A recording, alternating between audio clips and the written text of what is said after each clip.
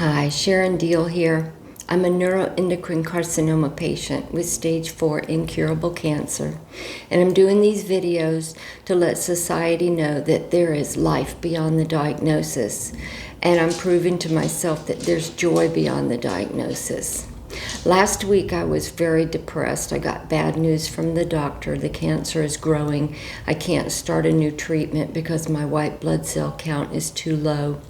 So we're trying to stop some medications that might bring that down in hopes that it will rise, and we'll retest on June the 1st. I also lost a cat on Friday, and my husband and I started looking. We were looking for a cat that would pick us, because the last 4 cats that we have adopted, we've chosen older cats that were good with dogs.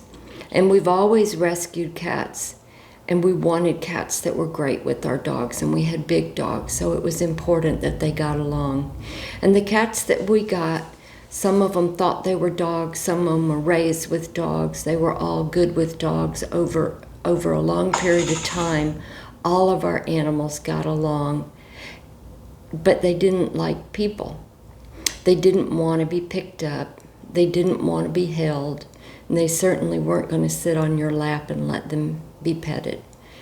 And it was time for me to have a cat that wanted to be loved, that wanted to sit on me, that wanted to be loved on.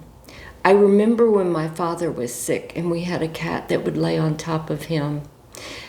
And I used to just think how wonderful it was that that cat comforted him in his time of need. And I've longed for a cat like that.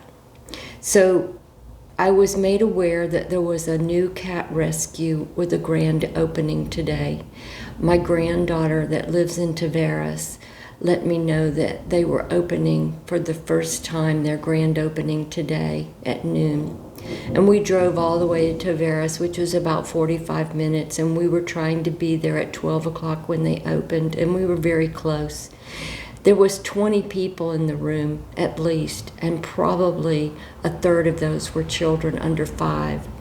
The kittens and the cats were running all over the room, many of them hiding from the children. Some of them were being held and carried around. Some of them were being enticed with cat toys on the ground.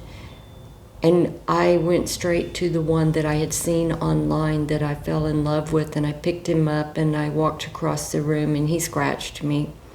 I sat down with him and he let me love on him for a minute, and when I stood up he jumped to the floor, jumped to his death. He would rather die than for me to hold him while we were walking across the room. It was very disturbing, and I decided that he didn't want to go home with me.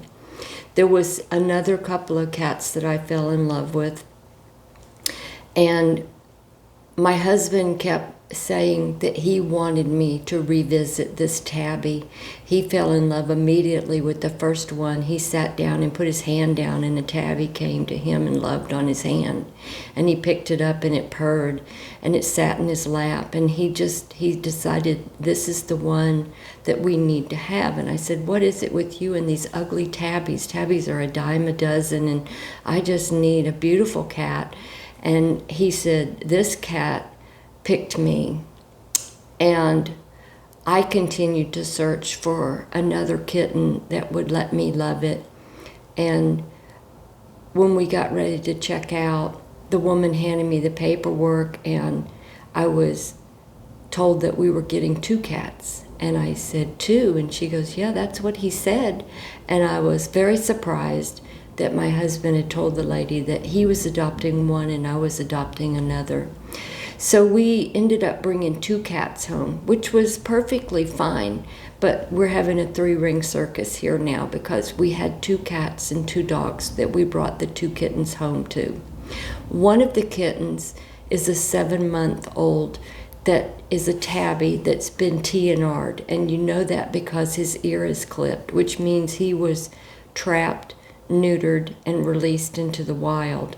But somebody socialized him, and he's the one that my husband fell in love with. And my husband has a soft place in his heart for rescued cats, so it's the perfect fit for him. The one that I fell in love with and I brought home is a 6-week-old Siamese mix that's a Manx, which means he's missing his tail. He has a stump, so he has not the spinal deformations that cats with no tails have.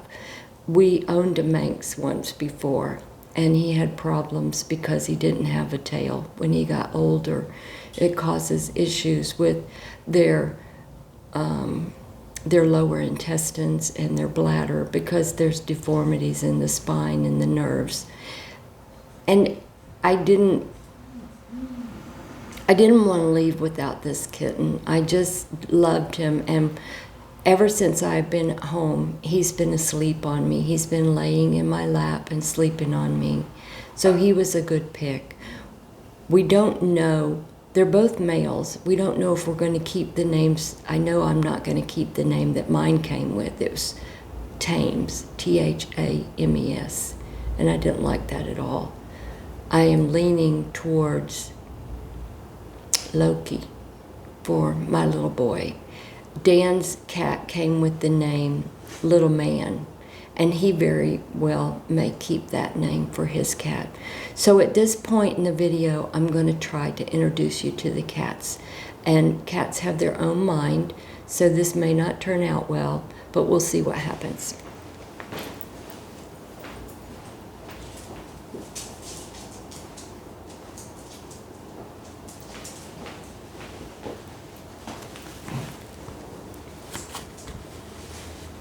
These are the two babies. So the bigger one is 7 months, and the smaller one is 6 weeks. There's his little no tail. They're both as cute as they can be.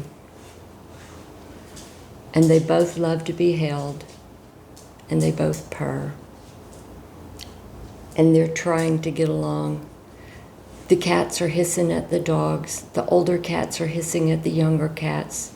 And it's going to be a 3-ring circus here for a while. But it'll be okay. We'll work it out somehow. We'll get more cat boxes. The dogs will adapt.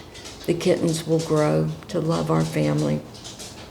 And just for today, this is a place for me to put my joy. Thank you.